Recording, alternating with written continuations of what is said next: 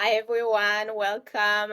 I'm Ash. I'm the founder of the Family Offices Global, and we are here on our podcast episode with Robbie Crabtree, all the way from Miami, to talk with us a little bit about his really amazing career and experience as one of the best pitch pitch coaches out there. And I would like to introduce him as the kind of up and coming Tony Robbins of Silicon Valley. Hi, Robbie. Nice to see you here. Hi, Ash. That's very, very kind of you. I'm not sure I've gotten quite to the Tony level, but I appreciate that. I'm excited to chat with you today. Thank you. And so is our audience. So I've prepared a few questions for our discussion around your expertise, which I believe many investors and founders would find useful. Is what we're talking about today is really the importance of being a great public speaker, but in the context of fundraising. And I think this is such a timely kind of matter because I know these days fundraising is becoming more and more difficult in this kind of economy. So I'm sure there is a huge market that kind of would need your support as they are out there pitching and fundraising for either their companies or the funds. So, but before we kind of dive into the sense and kind of the secret sauce or tips and techniques that you would recommend our listeners, let's start from the beginning. So you have a very unique career path. You started off, you major in history, and later on you became a criminal and felony prosecutor to now own your own consultancy pitch coaching company called Competitive Storytelling. So tell us, how did you end up with this great business? So, like you said, it's kind of a wild journey to get to this point. And I always take people back to sixth grade is really where I think it started. And I say that because in sixth grade, I did a project on propaganda and looking at media and how they were using the exact same facts to tell completely different stories. Now, that's a very strange project to do as a sixth grader, but it put this idea into my head around narrative design, narrative control, and how stories really run the world. And at the end of the day, that's my core thesis is the best stories run the world. So if we think about that as I fast forward, I did debate and extemporaneous speaking in high school. So I always kind of loved that speaking piece, even though growing up, I actually had a stutter and a lisp. So it took quite a long time to get over that kind of, discomfort around my own voice. But once I did that, then I went, and played college baseball. And I was a history major in college where I actually wrote my senior thesis on the rise of the religious right from Jimmy Carter to Ronald Reagan. And again, what I was looking at there was narrative control and storytelling by Jerry Falwell Sr., turning a religious group of people into a political organization. And so, as I thought about that and being a history major, you really have very few options from the job market. So I knew I was going to go to law school, partly because I knew that would make my parents happy and allow me to be a history major. And two, my favorite show at the time, and still is to this day, was The West Wing. And in the West Wing, every person in there that was working there and was a speechwriter or having a role in communications or even, chief of staff and those sort of things, they were lawyers. So I said, all right, I should go be a lawyer. And that's when I went to SMU Law School. I ended up falling in love with mock trial and being in a courtroom. So I found my way to becoming a criminal prosecutor. And I was a criminal prosecutor for 7 years. And over those 7 years, I tried 102 jury trials. And those jury trials were things like murders, capital murders, robberies, child abuse cases. In fact, the last 16 months of my career as a criminal prosecutor, I only tried child abuse cases. So physical abuse, sexual abuse, and child death cases. And I always say, when people would ask me, Robbie, what's it like being a trial lawyer? I would say, well, I'm playing the game of competitive storytelling. Two sides stand up in a courtroom and tell a story. And the jury, 12 people, decide which one do I think is right. And in that world, I had to win. Like there was no way around it when I'm dealing with children who have been abused. I can't let the abuser get off and go home and abuse that child again. So I had to get really, really good at this skill of convincing people to vote my way. And it was around the 5th year of my career as a trial lawyer. I also went back and started teaching at SMU Law School. I was teaching trial advocacy, and I was coaching the national mock trial team back at SMU Law School. So I wanted to see, could the skills that I was using in a courtroom to win these cases, could I translate those to other people? And when I figured out that I could, then I had this kind of light bulb moment. And the light bulb moment was, I don't want to be working around lawyers all the rest of my life. And I also don't want to be working in this world of darkness and nightmares when we talk about child abuse cases and, violent felonies. It's just awful to see that on a daily basis. So I said, I want to work in the world of dreams. I want to be building a better future. And so I put the history hat back on and said, what group of people in today's world is doing that? And when I looked at it, it was people inside of this venture capital space, this startup technology space. It was founders, it was entrepreneurs, it was investors who are willing to take moonshots and fund the things that are really going to build a better future. And I said, those people are great at building and coming up with ideas, but they're oftentimes very bad communicators. I said, I've spent my entire career being a communicator, understanding storytelling, understanding psychology, and convincing people that they should back an idea. I said, what if we brought those two worlds together and I started helping those people? And that's when I originally built an ed tech company that got acquired after about a year by a Series B ed tech company. And then I started focusing solely on competitive storytelling and this consultancy and the coaching and the advising roles that I take on to help founders and fund managers to tell a story that captivates an audience, brings in capital, and allows them to build that better future. Oh, wow. Very cool. I love it. So you've also been in the shoes of being the entrepreneur as well, which Yep. I'm sure many founders, you resonate with them as well. So I would like to ask you, what, in your opinion, is the secret sauce of being a good storyteller and a good fundraiser? Well, being a good fundraiser comes down to being a great storyteller and having great relationships. I think those are the two core pieces, right? If you have good relationships, you understand people, and you know how to tell a story about the future and where it's going and why you're the right person to build that, good things happen in fundraising. That's why, to date, we've been able to help founders raise $563 million in venture capital over the last 2 years. And so that really has come down to this whole idea of relationships and storytelling. Now, what's it take to be a great storyteller? Well, it takes, again, two pieces, content and delivery. And when we think about content, we want to really understand the origin story and the future story, especially in the startup tech kind of ecosystem, venture ecosystem. The origin story is critical to show who the founder is, why they're special, why they care about this, why they're going to win. And this is hard for a lot of founders to get behind because it feels like they're bragging. It feels like I shouldn't be talking about me, I should just be talking about the business. But the reality is the business is an extension of the founder. And it's the founder who's going to drive success or failure depending on who they are. So we have to let investors understand who that person is. And then the future story is really painting the picture of this, what if I'm right about where the future is going? What if I'm right that I can build this thing? And we get them into that imagination mode where they start putting the pieces together and they say, well, I'm not sure they're right, but they could be. Like there's a shot. And if they pull it off, it's going to be a huge winner. And so that's really where we get into this storytelling piece. And it's about creating an emotional response inside of the listener, in this case, the investor. If we can get them in their emotional brain and feeling something from the story, well, then it gets very easy to justify it with logic. We can tie that in. We can give the right logic and reasoning to get them over the line to say, yes, I want to invest in this. But the key to being a great storyteller is being able to transfer emotion, transfer your confidence, and transfer your conviction about what the future is going to look like. Oh, I love it. This is such a great tip.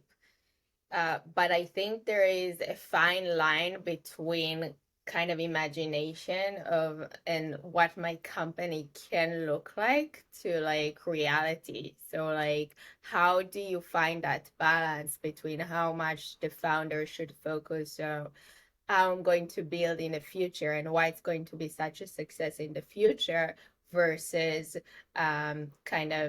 reality check? So this comes into, like I said, when we get them thinking emotionally, we also give the logic and the reason. So that's the reality check that you're talking about. Of course, we build that in. No, people always tie into this idea numbers are black and white, and that's simply not true. numbers are just whatever story we put into them. So we're of course using numbers and traction and data and look at what people are saying. We use customer quotes and testimonials, and we're doing all of these pieces to show what's actually happening on the ground. But it's about understanding the frame and how we want to frame it properly. And this goes again back to being a trial lawyer. As a trial lawyer, I was in a courtroom 200 days, seven years. So it's over 1,400 days in a courtroom. And my entire job was to frame issues in the most compelling way possible. And so when you understand that, you frame it the right way, and then you give all the stuff underneath. So if we think about reality checks too, this is something where we can play around with ideas like the micro future and the macro future. The macro future is that really big vision of when we go to IPO or when we get the big exit and what that looks like. The micro future is, what is the next round look like? How are we going to get there? How does that play out? And what we do is we weave that micro and macro future in, and then we say, oh, by the way, here's what's already gone on. Here's what we've been able to do. Here's what people are talking about us. Here's the traction numbers we have.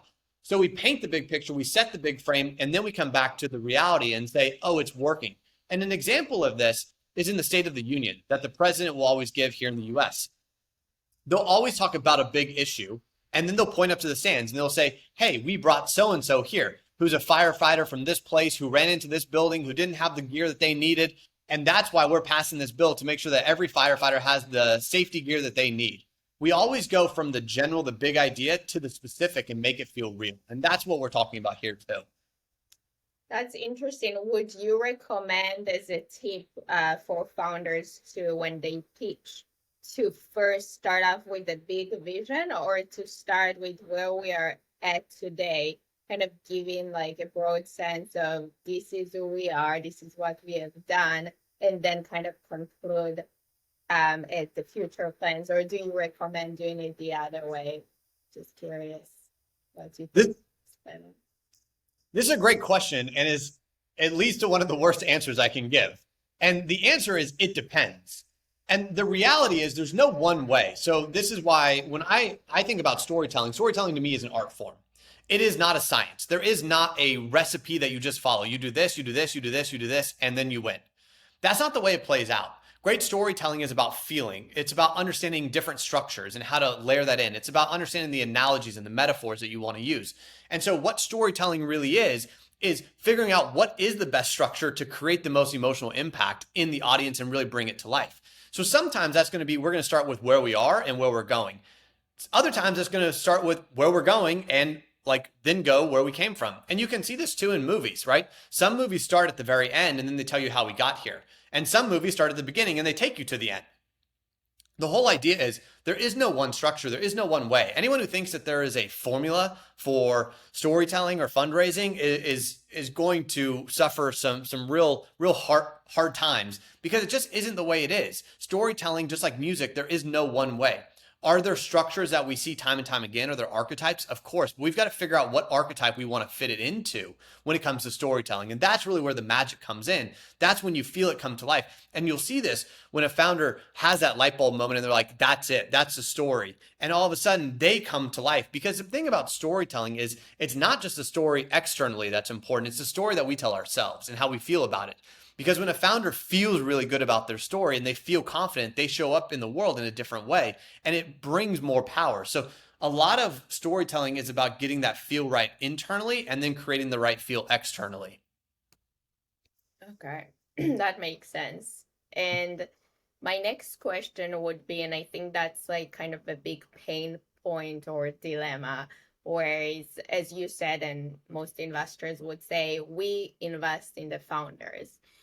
It shows how important it is for the founders to establish their credibility and why they are the best, right? Yeah. Because if they're not the best, why should I invest in you? But then they also don't want to be perceived like arrogant. So how do you kind of help overcome that conflict that they may have? And additionally, how do you help founders that are not as confident to overcome the fear and discomfort that's associated with public speaking, which one research I've seen was saying that that's like the number one fear, even more than like dying. Like so, it's obviously something that's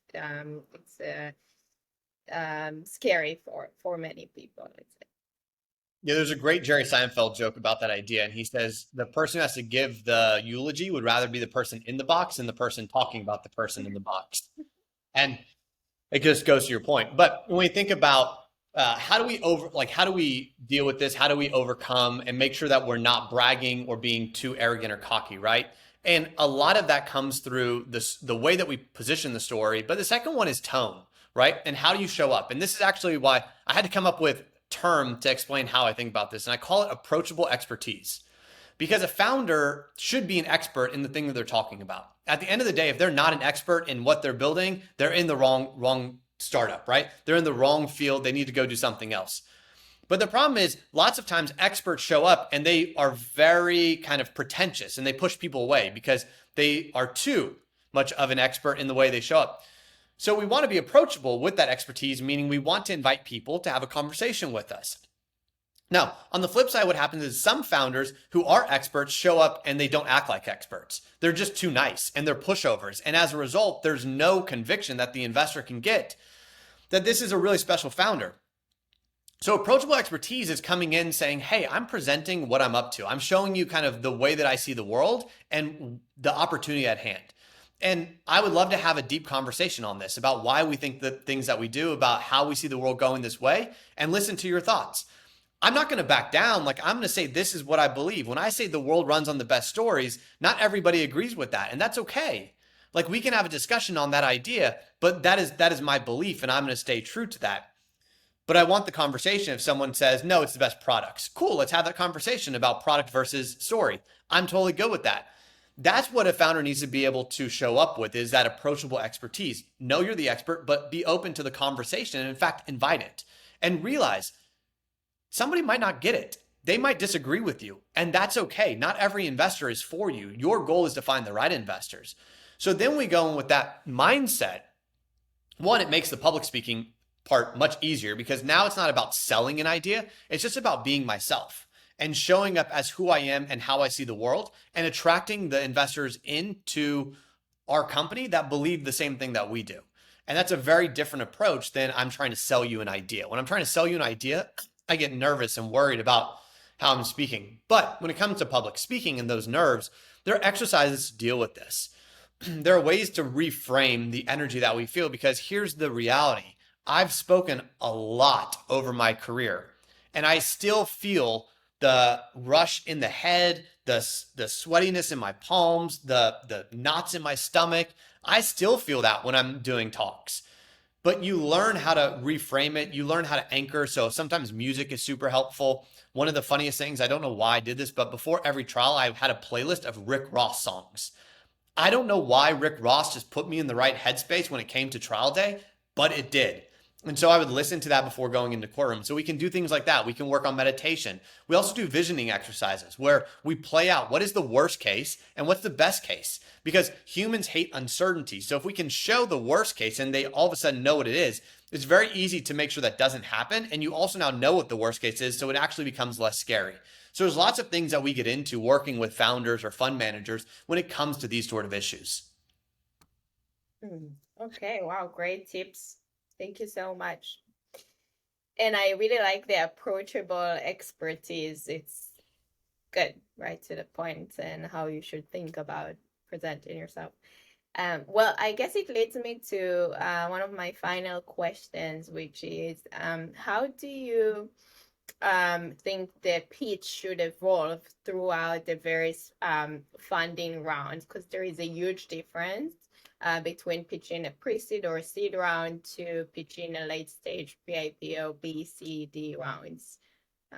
What's your take on that? Huge difference. And that is something to be aware of. And this is why the story does evolve. And founders need to realize that. You can't just create your story at pre-seed and say, I'm good, I'm done, that's it. The reality is, every step along that journey, there's more data, there's more numbers, there's more customer testimonials, there's more insights into the market. You're understanding that you may go from one acquisition channel to two and then to three as you move on. And so what we're looking at as we evolve the story, so early on, pre-seed, seed, it's very much sell the dream, right? What is the dream outcome that we can create? Because the reality is there's not a ton of traction. There's not a ton of data early on. We're saying at the early stages, I think there's a shot that this could be really big. I know there's a high likelihood that it's not, but I think that you're a special founder and maybe you can pull it off. So if we have some traction in data early stage, of course we use that, but it's much less just because that's the whole idea of early stage investing is to get to product market fit. Once we get to product market fit, well, now we know that we're going to be talking a lot more about market and how we grow and how we scale.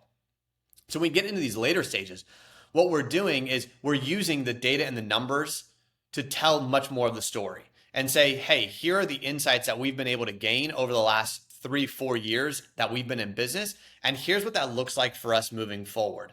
And so it becomes much more data-driven storytelling, which is, again, storytelling, but it just is involving many more numbers, charts, graphs, all the different things that we need to understand.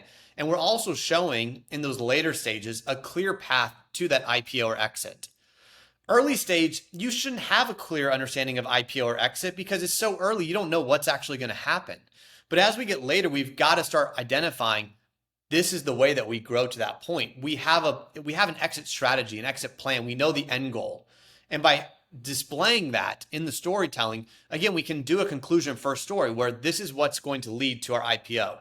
And here's how we're getting there. We can essentially set that conclusion and then we say here's the steps we're taking to give an investor confidence that, hey, I can invest $100 million into your round and I can expect that you're going to make good on it because you're so close. I can see the ability for you to execute on this because so much of it at that point is execution ability and also your leadership. How good is your leadership team? So some of the storytelling changes from just the founder to much more of the entire leadership as we get later stage because we have to know the entire leadership team is on board rowing in the same direction and is going to be able to get the entire team to that end goal. So those are some of the ways that I think about getting into it. It's much more complex at the later stages when it comes to storytelling, and it takes a lot more refinement and work to really figure out what pieces to highlight and which pieces to hold back because you have so much more information and it's hard to tell that story in a concise manner. That's where the challenge gets for these later stage companies oftentimes.